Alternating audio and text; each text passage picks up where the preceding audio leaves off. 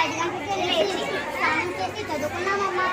అవునమ్మా, మా టీచర్ గారు తొందరగా పడుతుంది, తొందరగా లేచిన వారు తెలియని వారుగా ఆరోగ్యంగా ఉంటారని కూడా చెప్పారు. అంతేకాదమ్మా, సూర్యుడి కంటే ముందు నిద్ర లేచిన వారు సూర్యుడి కంటే గొప్పవారు అవుతారంట.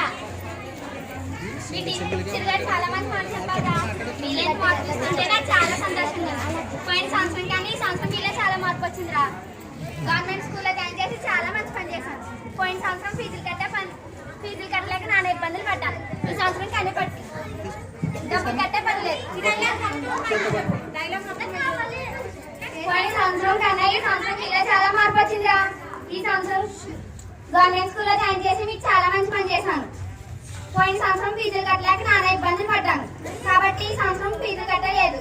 కాబట్టి ఆ డబ్బుతో మీకు మంచి బట్టలు బొమ్మలు కొనిస్తాను. ఏమే పిల్లలకి టిఫిన్ పెట్టావా? లేదండి, నాకు మెలకు రాలేదు. నిన్నంతా ఇంటి పనులతో అలసిపోయి చాలా అలసిపోయాను. నాకు తెలుసులేవే, నువ్వు పనులతో అలసిపోయావో వాట్సాప్ ఫేస్బుక్ అలసిపోయావో.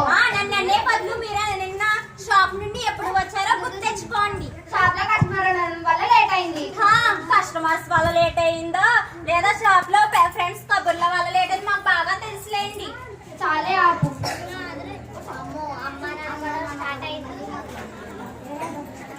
ఇదిగోండ్రా, ఈ డబ్బులు తీసుకెళ్ళి స్కూల్ దగ్గర ఏదైనా కొట్టుకు తినండి. చిచ్చి, దీని డబ్బులు ఎలా సంపాదించాలో తెలియదు కానీ దుబారా ఎలా చేయాలో బాగా తెలుసు దీనికి. నేనే చేసే పని గురించి మాట్లాడకండి. నేను జీతం లేని ఉద్యోగం చేస్తున్నాను. నాకు డబ్బులు సంపాదించడం రాదన్నా. ఇప్పుడు నేను ఎలా అయినా డబ్బులు సంపాదించాను. పాత పేపర్లు కొంటావమ్మా, పాత పేపర్లు కొంటా. ఇదిగో పేపర్ అబ్బాయి ఇలారా.